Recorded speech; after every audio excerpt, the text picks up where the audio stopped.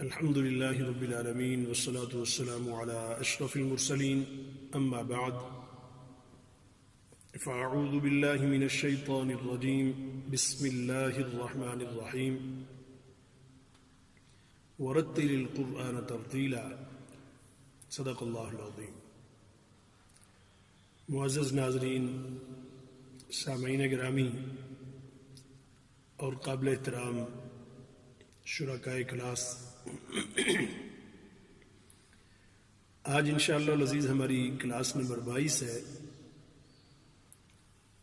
اور ہم مد کی بحث پڑھ رہے ہیں.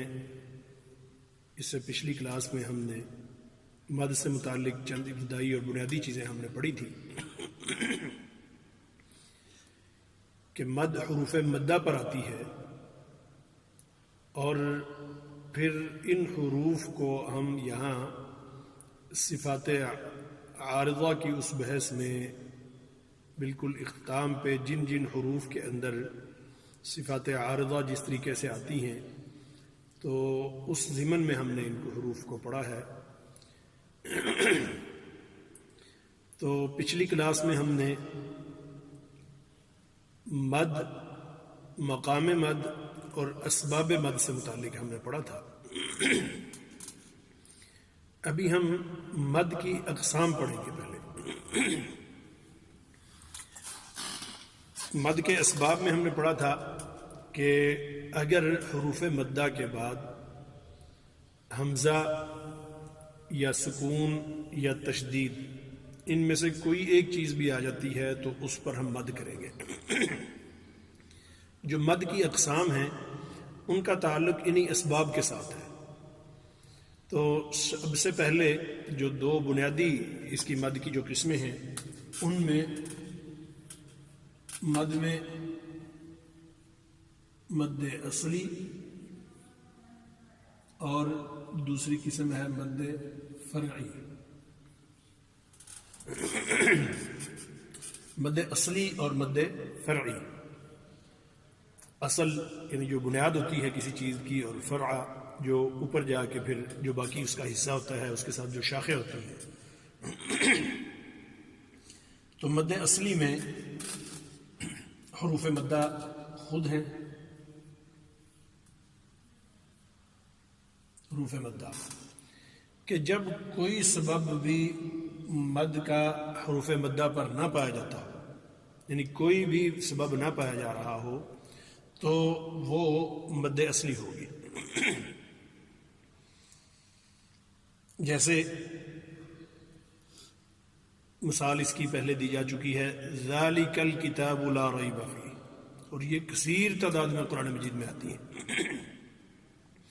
تقریباً ہر آیت میں کئی دفعہ یہ آ جاتی ہے.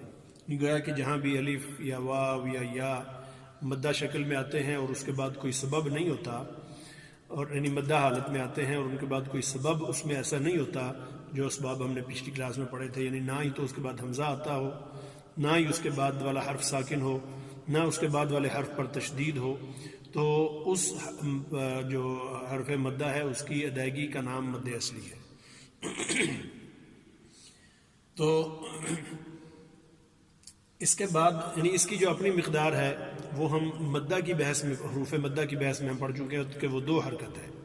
ایک حرکت اس کی وہ جو پچھلا والا حرف ہے اس کی ہوگی، مثلا کتاب میں ایک حرف جو ہے حرکت تاء پر زبر کی ہے اور دو زبر کے برابر اس کو مزید لمبا کیا جاتا ہے تو کتاب ہو جاتا ہے. تو اس طرح حروف مدہ کی اصل حالت میں جب ان کو ادا کرتے ہیں تو وہ مد اصلی کہلاتا ہے. اس کے بعد پھر مد فرعی ہے. جتنی بھی قسمیں ہیں وہ آگے پھر مد فرعی کی ہیں.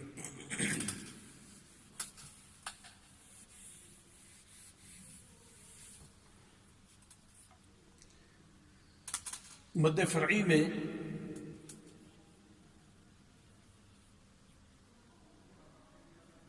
پھر وہ اسباب کے اعتبار سے مدوں کی قسمیں ہیں.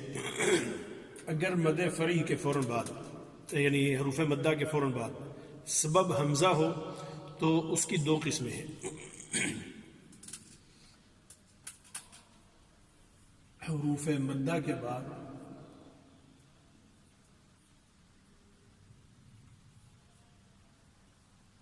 سبب حمزہ ہے تو مد کی دو قسمیں ہوں گی.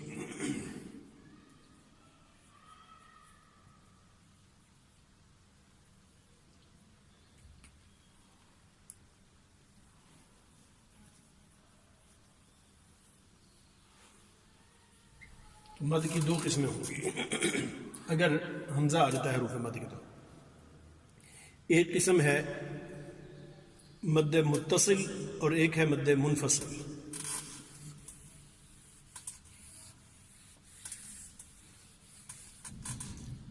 مد متصل اور مد منفصل.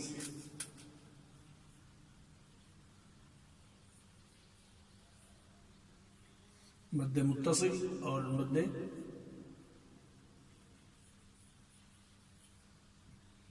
منفصل.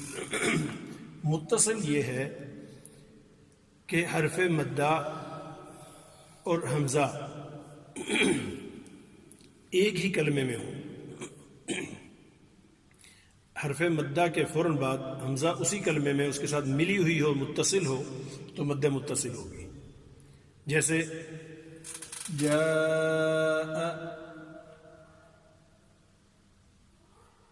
اسی طریقے سے شاء، تو یہ مد متصل ہے. جہاں بھی اس طریقے سے مد آ رہی ہوگی اس مد کو مد متصل کہیں گے، مد متصل. اور مد متصل جو ہے نا یہ واجب ہے، اس کا کرنا ضروری ہے اس مد کا.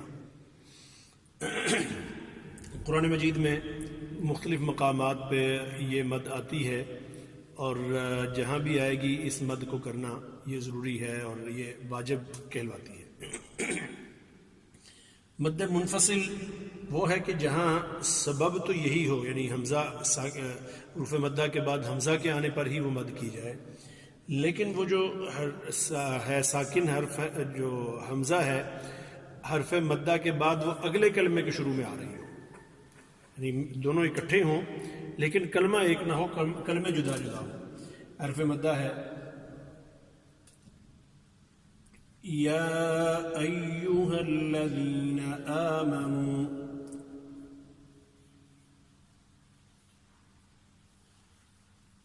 آمنوا اذا نودی للصلاة، اذا نودی للصلاة، یا ایہا الذین آمنوا اذا نودی للصلاة. تو یہاں آپ دیکھیں یہ مد متصل ہے، یہاں پہ یا منفصل ہے، نعوذ باللہ مد منفصل ہے. یا ایہا الذین، یا جو ہے یہ علیحدہ حرف مدہ جو ہے یا یہ علیحدہ کلمہ ہے، حرف مدہ یا میں آ رہی ہے، اور ایو علیحدہ کلمہ ہے. دونوں ایک ہی نہیں ہے. ایسا نہیں ہے کہ یا کے معنی جو ہیں وہ ہم اس حمزہ کے بغیر ادا نہ ہوتے. یا کا مطلب ہے اے، ایو پھر اس کے بعد علیحدہ سے تاکید کے لیے ہے، تو دو علیحدہ علیحدہ کلمے ہیں. تو یہاں یہ جو مد آ رہی ہے اس مد کو مد منفصل کہا گیا ہے کہ حرف مدہ علیحدہ ہے اور حمزہ علیحدہ کلمے میں ہے. یا ایہا الذین، جاء وہ ایسا کلمہ ہے کہ وہ حمزہ کے بغیر اس کا معنی پورا نہیں ہوتا. شاء وہ ایسا کلمہ ہے کہ اس کے بغیر اس کا معنی ہی پورا نہیں ہوتا. یا اسی طریقے سے اور اس کی مثالیں ہیں متصل کی، ملائکہ درمیان میں آ رہا ہے، یہ الف مدہ کی علامت ہے، ملائکہ. تو ملائکہ، اولئکہ، تو یہ ایک ہی کلمے کے اندر مد آ رہی ہے، نہیں اسی کلمے میں حرف مدہ بھی ہے اور اسی کلمے میں حمزہ بھی ہے. یہاں یہ کلمے علیحدہ علیحدہ ہیں. ایسا نہیں کہ لکھے ہوئے ہونے کے اعتبار سے علیحدہ ہیں، بلکہ اپنے معنی کے اعتبار سے بھی علیحدہ ہیں. یا کا مطلب ایو کے بغیر پورا ہو جاتا ہے. یا ایوہا الذین آمنوا اذا نودی، تو آمنوا لذا کلمہ ہے، یہاں بھی مد آ رہی ہے، یہ واو مدہ پر یہ مد ہے. آمنوا اذا نودی، حمزہ جو ہے یہ لذا کلمے میں ہے. آمنوا اذا نودی، تو یہ دو مدیں ہیں جو کہ جن کا سبب ہے حمزہ. حمزہ کی وجہ سے اب یہ جو مد آ رہی ہے وہ دو قسم کی ہے. ایک مد متصل ہے جبکہ حمزہ اسی کلمے کا حصہ ہو، جس کلمے میں حرف مدہ ہے اسی کلمے میں آ رہی ہو. یعنی پھر اگر علیحدہ کلمے میں آ رہی ہے تو مد منفصل ہے، اگر اسی کلمے میں آ رہی ہے تو مد متصل ہے. مد متصل کی بھی بہت ساری مثالیں ہیں اور اس کا ادا کرنا بڑا خوبصورت ہے، اس کا ادا کرنا واجب ہے. جناب سیدنا عبداللہ بن مسعود رضی اللہ تعالیٰ عنہ قرآن مجید کے بہت بڑے قاری تھے، بہت بڑے عالم، فقیہ اور محدث اور بڑے علماء بھی شمار ہوتے تھے اور قاری بھی تھے بہت بڑے. صحابہ نے براہ راست چونکہ علم اور فیض رسول اللہ صلی اللہ علیہ وسلم سے حاصل کیا تھا اور آپ کی صحبت میں بیٹھ جانا ہی بہت بڑے علوم اور فہم و فراست کا ایک ذریعہ بن جاتا ہے. تو صحابہ کرام رضوان اللہ تعالیٰ مجمعین کا اس اعتبار سے بڑا بلند مقام ہے، ہر صحابی کا اپنا مقام ہے. لیکن ان میں جناب سیدنا عبداللہ بن مسعود رضی اللہ تعالیٰ عنہ جو بڑے درجے کے علماء ہیں ان میں شمار ہوتا ہے ان کا، یعنی صحابہ میں بھی جو بڑے درجے کے علماء ہیں ان میں شمار ہوتا ہے. تو قرات میں بھی ان کا اپنا ایک نام ہے اور اچھی قرات کرنے والے مجود قراء کرام میں سے تھے جناب سیدنا عبداللہ بن مسعود. تو وہ نبی پاک صلی اللہ علیہ وسلم کی رحلت کے بعد کہیں کسی جگہ سفر میں تھے یا اسی طریقے سے کسی مقام پہ وہ دیکھا کہ قاری صاحب پڑھ رہے ہیں یا امام صاحب نماز پڑھا رہے ہیں، تو انہوں نے سورۃ توبہ کی یہ آیت پڑھ رہے تھے، انما الصدقات للفقراء والمساکین. تو فقراء پر یہ مد متصل ہے. انما الصدقات للفقراء والمساکین، تو فقراء پر امام صاحب نے مد نہیں کی. تو جناب سیدنا عبداللہ بن مسعود رضی اللہ تعالیٰ عنہ نے ان سے فرمایا کہ ما اقرانی ہکذا رسول اللہ صلی اللہ علیہ وسلم، کہ نبی اکرم صلی اللہ علیہ وسلم نے ہمیں اس طرح نہیں پڑھایا، بلکہ اقرانی بالمد علی الفقراء، کہ آپ صلی اللہ علیہ وسلم نے ہمیں فقراء پر مد کر کے پڑھایا ہے. تو روک دیا اور ان کی اصلاح کی، ان کو بتایا کہ اس کو اس طریقے سے پڑھنا ہے. تو لہٰذا یہ مد واجب درجے میں آتی ہے اور یہ جہاں بھی آئے گی اس مد کا کرنا ضروری ہے. اور یہ جو مد ہے مد منفصل یہ حرف مدہ کے بعد اگلے کلمے میں جب حمزہ آ رہا ہوتا ہے تو اس وقت ہوتی ہے، اور یہ قرآن مجید میں یہ بھی بڑی تعداد میں موجود ہے. البتہ اس کو مد جائز کہتے ہیں. مد جائز، یہ مد واجب اپنے حکم کے اعتبار سے. تو ایک ہوتی ہے کسی چیز کی حقیقت، تو پھر اس کا حکم ہوتا ہے کہ اس کی جو حقیقت ہے اس کو کس حد تک اپنانا ضروری ہے، اس پر عمل کرنا کس درجے میں جو ہے وہ لازم ہے. تو مد متصل پر عمل کرنا، اس کو پڑھنا قرآن مجید کے اندر یہ واجب کے درجے میں آتی ہے. اور مد منفصل اس کو کرنا جائز کے درجے میں آتا ہے. جائز کا مطلب یہ ہے کہ کیا جائے تو افضل ہے، نہ کیا جائے تو کوئی حرج نہیں ہے. لیکن نہ کرنے میں بھی پھر ایک قاعدہ ہے. ایسا نہیں ہے کہ ایک قاری صاحب قرات شروع کرتے ہیں، ایک رکوع انہوں نے تلاوت کرنی ہے یا ایک پارہ تلاوت کرنا ہے یا زیادہ کرنا ہے یا کم کرنا ہے، یا ایک آیت کے اندر کئی جگہوں پہ مد متصل اور مد منفصل آ رہی ہیں، تو ان میں بعض جگہوں پہ مد منفصل کوئی صاحب کریں کوئی نہ کریں تو یہ جائز نہیں ہے. ایک قاعدے کے مطابق کہ جب کرنی ہے تو پھر ہر جگہ کرنی ہے اور نہیں کرنی تو کہیں بھی نہیں کرنی، یعنی ایک قاعدے کے ساتھ کرنا ہے اور ایک ضابطے اور اصول کے مطابق کرنا ہے. تو تو یہ گویا کہ دو مدیں ہیں جو آج ہم نے پڑھی ہیں، مد جو ہے نا وہ اس کی مد فرعی کی اقسام میں سے، کہ جب حروف مدہ کے بعد اسباب میں سبب حمزہ ہو، حرف مدہ کے بعد حمزہ آ رہا ہو، تو دو مدیں ہوں گی، ایک مد متصل کہلوائے گی، اور ایک دوسری مد کا نام مد منفصل ہے۔ مد متصل یہ ہے کہ حمزہ اسی کلمے میں آ رہی ہو جس میں حرف مدہ ہے، اور مد منفصل یہ ہے کہ حمزہ اور حرف مدہ علیحدہ علیحدہ کلمے میں ہو۔ تو مد متصل یہ واجب ہے، اس کا کرنا ضروری ہے ہر جگہ پہ جہاں بھی ہوگی، اور اس کا چھوڑنا گناہ ہے۔ اور مد منفصل یہ کہیں کی جائے گی کہیں نہیں کی جائے گی، اس لیے اس کو مد جائز کہا گیا ہے، اور جہاں کی جائے گی وہاں ہر جگہ کی جائے گی، اور جہاں نہیں کی جائے گی وہاں کہیں بھی نہیں کی جائے گی۔ یعنی ایک صورت میں یا ایک آیت میں، مثلا ہم نے اس دن تلاوت کی سورہ انا انزلناہ فی لیلۃ القدر کی، تو وہاں پہ اگر ہم نہیں کرتے تو آگے بھی کسی جگہ نہیں کریں گے۔ سورہ بینہ کی ہم نے کی، تو وہاں پوری صورت میں اگر کرنی ہے تو کرنی ہے، نہیں کرنی تو کہیں بھی نہیں کرنی۔ یہ جو مد منفصل ہے۔ مد متصل اسی طریقے سے جس طرح یہ الف کی مثالیں آپ کو دی ہیں، باقی حروف کی بھی ہیں۔ مثلا میں نے ابھی آپ کے سامنے صرف الف کی مثالیں، ملائکہ، اسی طریقے سے جو ہے وہ اولئکہ، شاء، جاء، تو باقی جو حروف مدہ ہیں ان کے ساتھ بھی، مثلا سوء، تو یہ واو مدہ کے بعد فوراً جو ہے نا، اسی طرح سیء، وجاء ربك والملك صفا صفا وجيء يومئذ بجهنم، وجاء مد متصل، الف مدہ کے فوراً بعد اسی کلمے میں حمزہ آ گئی ہے۔ اسی طریقے سے وجیء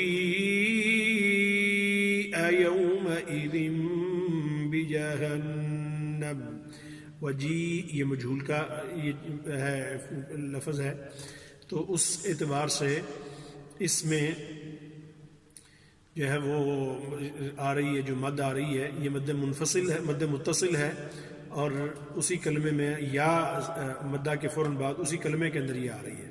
وجیء، تو دوسری یہ جو آمنو پہ میں نے کی ہے، اسی طریقے سے جو ہے وہ کئی جگہوں پہ اس کے ساتھ یا مدہ کے ساتھ بھی آتی ہے۔ ابھی ہم مشق کرتے ہیں، آج سورۃ تکاثر کی ہم مشق کریں گے۔ کل کی کلاس میں ہم نے سورہ قاریہ کی تھی، ابھی ہم سورۃ تکاثر اور کوشش کرتے ہیں کہ سورہ العصر، ان دونوں کی ہم مشق بھی کر لیتے ہیں۔ اعوذ باللہ من الشیطان الرجیم، بسم اللہ الرحمن الرحیم،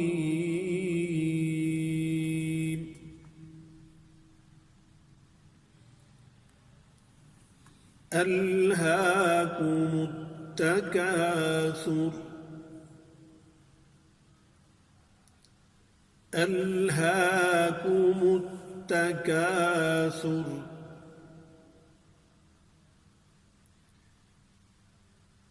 حتى زرتم المقابر،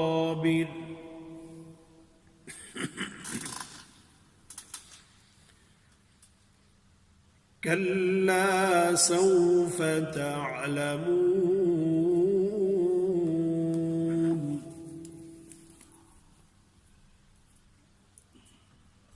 ثم كلا سوف تعلمون،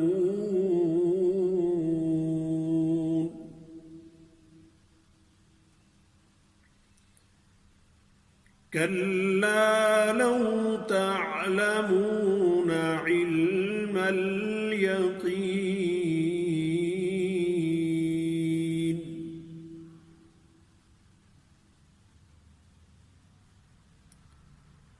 لترون الجحيم،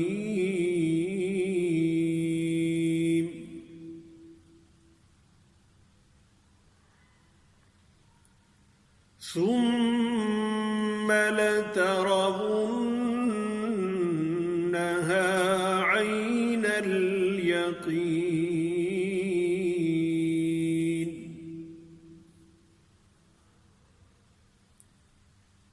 ثم لتسألن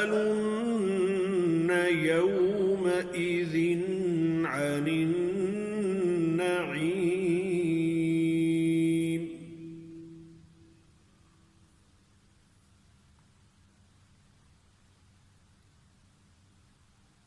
بسم الله الرحمن الرحيم.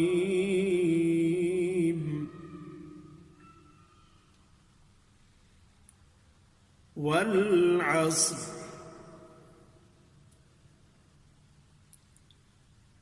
إن الإنسان لفی خسر. یہ حضرات توجہ دیں. والعصر، یہاں صاد بھی پر ہے، والعصر، اور را بھی پر پڑھیں گے، اس لیے کہ را ساکن ما قبل صاد ساکن اور عین پر زبر ہے، اس وجہ سے را کو پر کریں گے. والعصر ان الانسان لفی خسر. خسر اس میں سین باریک ہے، لیکن را کو پھر ہم پر پڑھ رہے ہیں، اس لیے کہ را ساکن اس پر ہم نے وقف کیا ہے، پھر سین ساکن اور اس سے پہلے والے حرف پر پیش ہے. اور قاعدہ ہم نے را کا یہ پڑھا ہے کہ را ساکن ہو اور اس سے پہلے زبر یا پیش ہو تو را کو پر پڑھیں گے، اس سے پہلے زیر ہوگی تو را کو باریک پڑھیں گے. اور پھر اسی طریقے سے اگر را خود ساکن ہے تو اس کا ما قبل بھی ساکن ہے، پھر اس کے ما قبل کو دیکھیں گے، اگر اس پر زبر یا پیش ہے تو را کو ہم پر پڑھیں گے، اگر جو ہے نا وہ اس سے پہلے زیر ہے تو را کو باریک پڑھیں گے. یا جو ما قبل یا ہے، اگر را ساکن سے ما قبل یا ہے ساکن، تو یا ساکن کی صورت میں را سے یا سے پہلے زبر ہو چاہے زیر ہو، پیش نہیں آ سکتی، تو زبر ہو یا زیر ہو تو دونوں صورتوں میں ہم را کو باریک پڑھیں گے، جیسے خیر اور قدیر کی مثال دی گئی تھی. والعصر ان الانسان لفی خسر. سین کو باریک پڑھیں، خسر. الا الذین آمنوا وعملوا الصالحات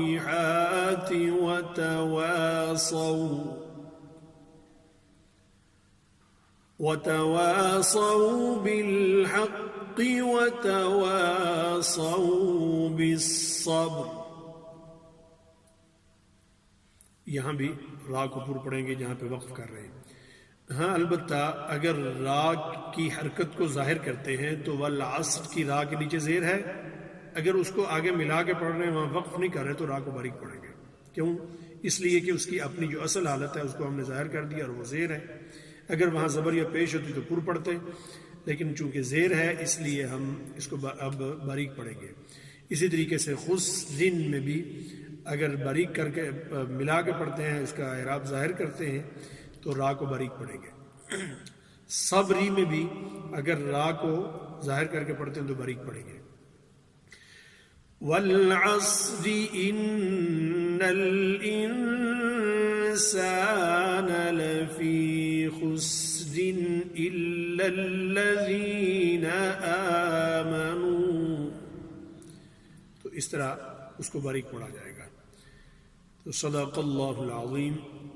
ربنا تقبل منا انك انت السميع العليم وتب علينا انك انت التواب الرحيم. وصلى الله على نبينا الكريم وعلى آله وأصحابه وأهل بيته وأزواجه وذرياته أجمعين برحمتك يا أرحم الراحمين.